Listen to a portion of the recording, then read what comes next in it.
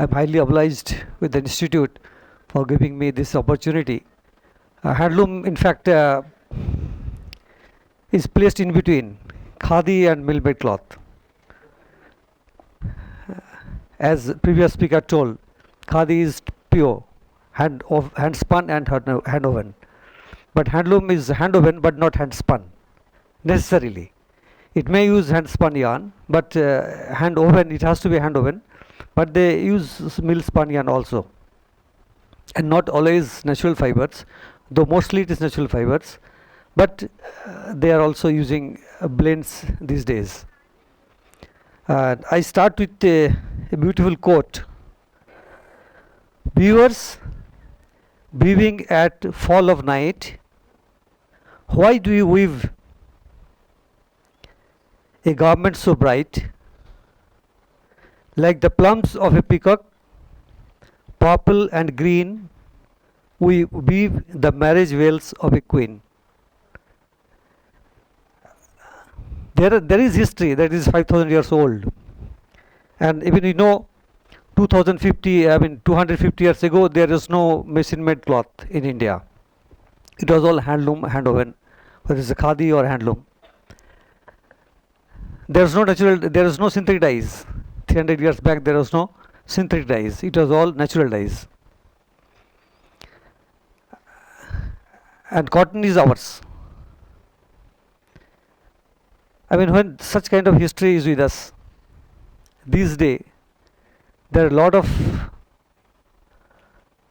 debate, talk going around us, and a lot of efforts being made by different ministries, different agencies, different NGOs, how to retain our heritage of hand weaving and hand spinning. We are not competitor to each other. Machine is machine at their place, hand woven, hand spinning is at their places. We cannot really replace each other. Earlier we had got population of what? Say about 50 years back, when we were independent, we became independent, and what the population now? If you take handloom and khadi, probably it is only 14% or 15% of production of fabric which we require. Rest is in the mill spun or the mill sector, or it's the hosiery or the woven fabric, whatever. So really we cannot think just to go ahead with the handmade things. There is a class of consumer, there is a class of buyers for the hand woven handloom fabrics, and we have to see that how best we can do for the handloom weavers or the hand spinners. I could also know that now, because there is the crisis of having hand spinning, even same thing in the handloom weaving. Why a weaver will do? Why we should insist him to do the weaving work or the printing work unless he gets a lot of work, a lot of money out of it, unless he can really sustain, unless he can do the justice for his family? Why the young people are not coming into this profession? There are many issues now being debated. The actions are being taken on those lines. But I tell you, even with such kind of controversies or such kind of debates, handloom and hand spinning and hand weaving, it still has a big place to give employment to huge number of people in the rural areas. I will try to give some projections of our this is my there are 4 different sectors about the handlooms. I have been working for the sector for about almost 41 years. And as ma'am told, I really a handloom weaver. I used to weave in my house, in my home, when I was a student like you. It is not so easy these days to continue with the handloom weaving without having some kind of inroad of new technology, new production style, new designs, new colors, new fashion. Sticking on to those old things is very difficult. It's very difficult. We have had some figures that there are only 9 to 10% consumers who really ask for only those traditional things. 90% they require something new, something different from the old traditional things. So it is a really big challenge these days to keep this sector alive and go further and to attract the young persons into this profession.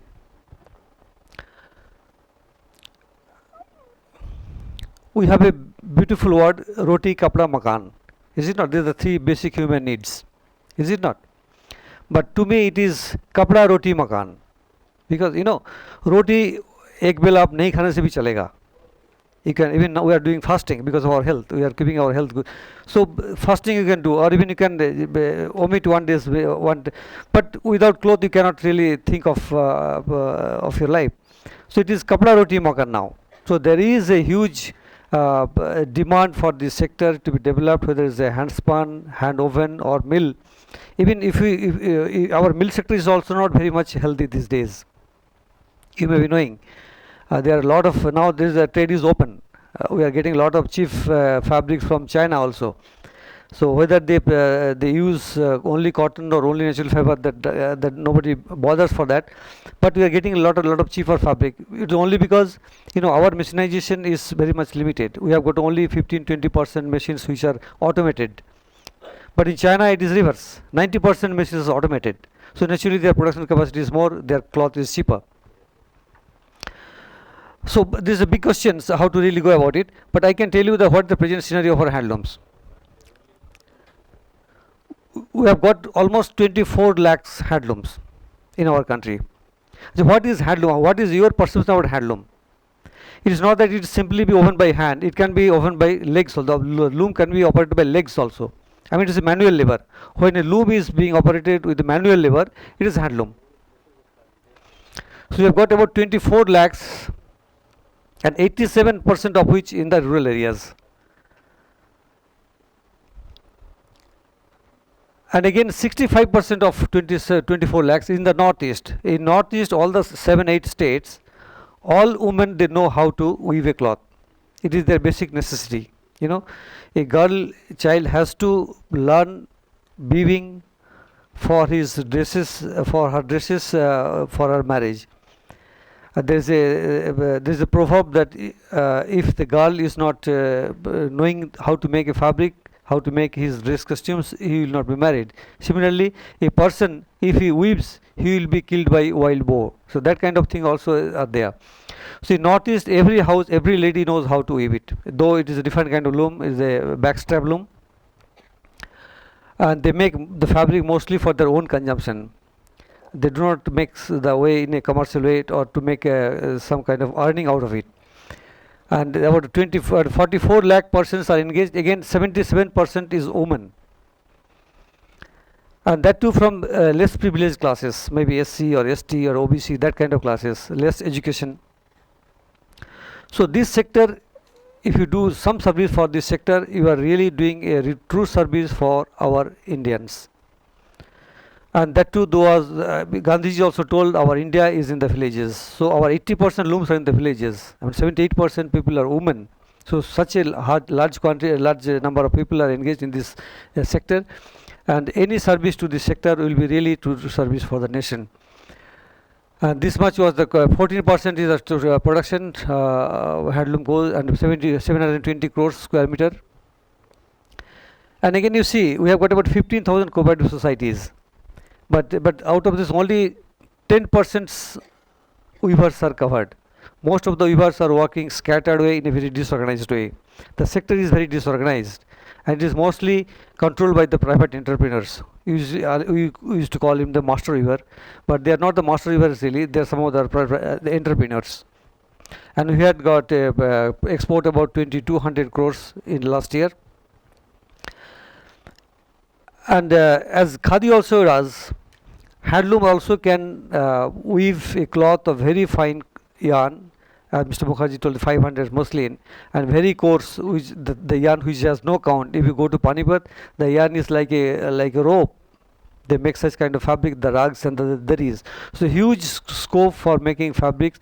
A lot of fabrics are made of different designs and different textures. This is the institutions who are supporting in the handloom, because if you want to work for the sector, then you should know what are the structure, what is the structure of the industry, who are the agencies playing role of for the Beaver Service Center, this is institutions who provide designs and technical input to the weavers in villages. There are institutions, 6 institutions who conduct diploma courses in handloom technology as well as degree courses in handloom technology. There is an enforcement wing. As I told you, there are 3 different there are sectors of textiles. One is khadi, there is handloom, then machine-made cloth. Machine-made cloth or the powerlooms can make every kind of fabric. Of course, very small or very delicate fibers cannot be dealt. Otherwise, everything they can make. So, if we allow this kind of machine to produce such fabrics, then handloom and khadi will be really killed. So, there is an enforcement wing who has controlled about 17 different products reserved for handloom. Those things cannot be made in the powerlooms. Then there is a National Handloom Development Corporation. They supply yarn. The rural people that do not have the access to the market very easily. So NHDC have been thousands of stores, the yarn bank in the villages, and they supply yarn on behalf of the government. Then there is an Akash. Akash is an association of different agencies. It is a central level marketing body. If you produce your fabric and unless it's marketed, there is no success of your business. So that agency marketing the fabric through different bodies. They procure the material fabrics and sell it. You can go through this site designdiary.nic.in. And on the offline, they have got a marketing of development of the products and marketing through exhibitions in different metros. So these are the support by the government by government and various institutions. These are the strength and potential. So this is traditional skill based. You don't require much training in it.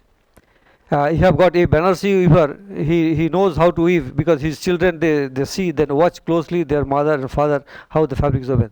Though if for the present day you require something new, some new concept of designing, new colors, you require some designing. But it is a traditional skill base. We have got a huge skill based entrepreneurs, skill based artisans available, and it's a low capital investment.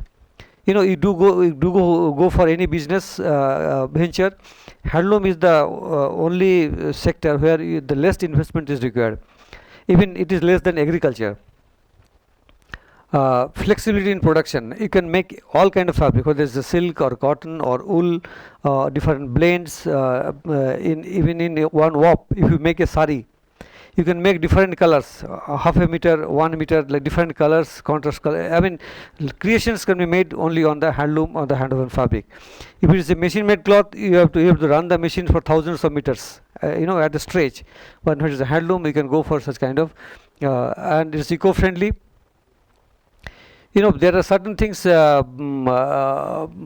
I tell you, when we call about the dyes, it is a big issue today. You may be knowing Tirupur is one of the biggest park in India.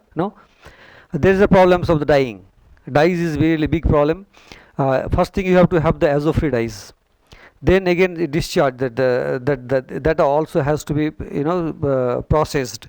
It's a big challenge today. So that way, handloom does not really consume in such a big way. It is only, as I told you, only 14%. And again, in 14% of handloom fabric, not all are dyed. So that way, there is a little safer side when you consider about the mill sector. But again, I tell you, there are many things happening in the dyeing. We had a new scheme launched last year, India Handloom brand. We are testing the samples. We have seen that 1/3 samples is only getting passed, 2/3 is rejected because of either it is banned amines or this is not as fast as we require as per our standards. It supports a lot of rural livelihoods, and as Ghosda told, it is a slow fashion. 1 kg of fabric, it requires about 100 kg of water for this processing. So the more you consume the fabric, the more the processing, more consumption of dyes and chemicals. Some designer also were very much skeptical. Why should we change so fast? We have got 3 or 4, the forecast in a year. We have been changing so fast, use and throw kind of thing. Do you require such kind of frequent changes in our fabric or your style of garments? There is also again a question of debate. See, we have government of India has got about 621 crore rupees in our budget for the development of the handloom sector. These are the I tell you how we intervene. This National Handloom Development Program (NHDP). Here we support all kind of technical inputs. We reach to the block level. We go to a village level, block level. There we establish the clusters. We provide a designer, we give them the training, we give them the marketing support, we created a CFC, a dye house, and so in totality the weavers get all kind of technical help, marketing help through these NSDP programs in their doorstep.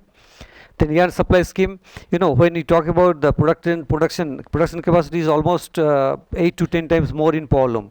So when the same fabric is made in powerloom, it is cheaper than that of handloom or even khadi. So how to really compete with that? So earlier there was some cess in the yarn price like that, but that is now it is waived off.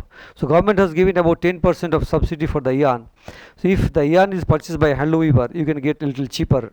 So you can somewhere have some cushion in your cost of production. Then there are the schemes, and welfare is very important, because in the welfare schemes, if a handloom weaver, he or she has to have a lot of health problems. So there is a scheme where they can get all kinds of support for this medical treatment for his family. Even we are also giving the life insurance to them. So there are two schemes given to the handloom weavers or the artisans. Then we are also coming up with a big facilitation center in Varanasi. Last year it was inaugurated by Prime Minister. And there's Craft Museum. There's a handloom and handicrafts big museum will be created there. As there is a museum in Delhi, Craft Museum. So we are going to have one big center there for facilitating the marketing of the products. These I told you, these are all the detailing of the act, and these things it need not be with. Then the trends and challenges. What is the challenges now you are facing? This is very important. Unless you know your weakness, you cannot really build up yourself. So these are the weaknesses I tell you. The number of looms and weavers are declining. It is very, very serious problem for us, also for everybody. Only reason, there's only one point reason, is that earning out of it is not lucrative. They are not earning sufficiently to maintain his or her family out of this profession. A weaver still gets from 60-70 rupees to 500 rupees.